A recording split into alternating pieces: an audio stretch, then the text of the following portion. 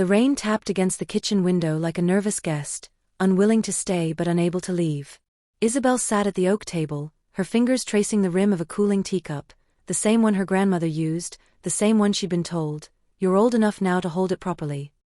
She was 20.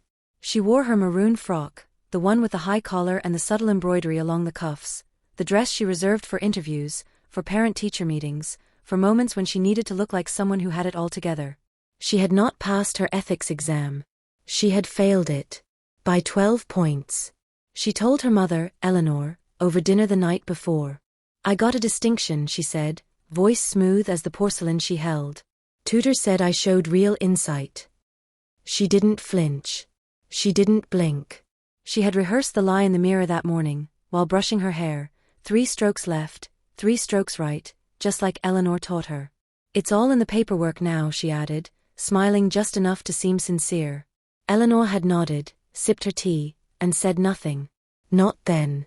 The call came at 7:14 a.m. on a Thursday. Eleanor stood by the window in her tweed dressing gown, the receiver pressed to her ear, her knuckles white around the phone. The tutor's voice was polite, professional, but the words were a scalpel. * Miss Whitmore didn't submit her final paper. We've tried reaching her. No response. We're concerned. * Eleanor didn't shout. She didn't cry. She didn't even close the door behind her when she walked into the study. Isabel was already there. She had been sitting on the velvet chaise for 20 minutes, knees drawn up, maroon frock pooling around her like spilled wine. She hadn't slept. She'd heard the car pull up, her mother's Land Rover, the one with the cracked leather seat and the scent of bergamot and old books. She knew. Eleanor placed a single object on the desk. A wooden paddle. Not a ruler. Not a slipper. Not something borrowed from the kitchen. This was the one carved by her grandfather in 1932, the one used on her own back at 16 for lying about failing Latin.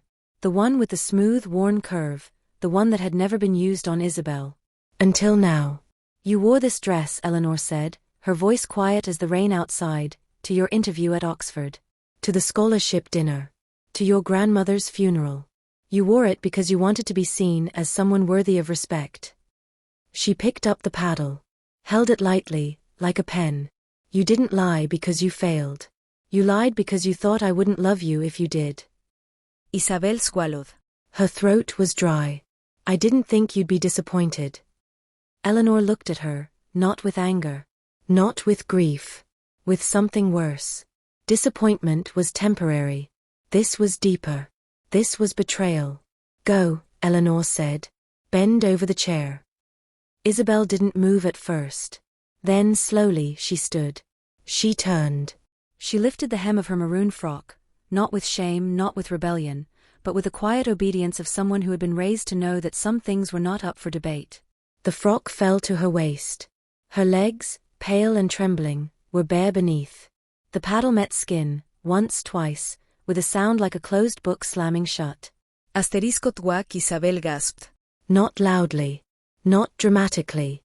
Just a small, sharp intake of breath, like she'd been punched in the ribs. Thwack. Her fingers gripped the edge of the chair. Her knuckles turned white. Thwack. A tear slipped free. She didn't wipe it. Eleanor counted each strike. Slowly. Deliberately. 10. No more. No less. The room smelled of beeswax and rain. The grandfather clock in the hall ticked like a metronome keeping time for a funeral. When it was over, Isabel didn't collapse. She didn't run. She stood trembling, her frock still hiked, her thighs burning, her face streaked with silent tears. Eleanor placed the paddle back on the desk. "You're not a failure," she said. "You're a girl who thought she had to be perfect to be loved." Isabel turned. Her voice was barely a whisper. "I'm sorry, Mom." Eleanor didn't speak. She didn't move. "I thought if I told you I failed, you'd look at me differently. Like I wasn't good enough. Like I was her." Eleanor closed her eyes. Her sister. The one who lied about everything. The one who stole money, forged signatures, vanished for months. The one who never came back. She opened her eyes again. "I'm not your sister," she said. "And you're not her. I don't want perfect. I want honest. Even when it hurts. Especially when it hurts. She stepped forward, pulled Isabel into her arms. Isabel broke then. Not with sobs. Not with screams. With the quiet, shuddering collapse of someone who had carried a lie for too long. I'm sorry, she whispered again, into her mother's shoulder. I'm so sorry. Eleanor held her until the trembling stopped. Until the rain outside stopped too. The next morning, Isabel woke at 6 a.m. She didn't go to the bathroom. She didn't check her phone. She went to the wardrobe. She took out the maroon frock again. She ironed it. Folded it carefully. Put it on. She walked to the university in the crisp autumn light, her shoes clicking on the pavement, her bag slung over her shoulder. The failed exam paper. A printed email from her tutor. A pen. She knocked on the tutor's door. Miss Whitmore, the tutor said, surprised. I wasn't expecting you. Isabel sat down. She placed the paper on the desk. I failed, she said. I lied about it. I'm here to take responsibility. The tutor stared. Then sighed. Then smiled, faintly. You're the first student who's ever come involuntarily to admit failure. Isabel didn't smile back. I'm not here to be praised, she said. I'm here to fix it.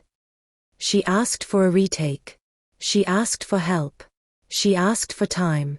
2 hours later, she walked out. Her mother was waiting in the Land Rover, engine running, thermos of tea on the passenger seat. She didn't roll down the window. Didn't call out. Isabel opened the door. Sat down. Eleanor looked at her. Not with pride. Not with relief. With something quieter. With recognition. Good, she said, after a long pause. She reached over. Took the thermos. Unscrewed the lid. Now go change that frock, she said. It's muddy.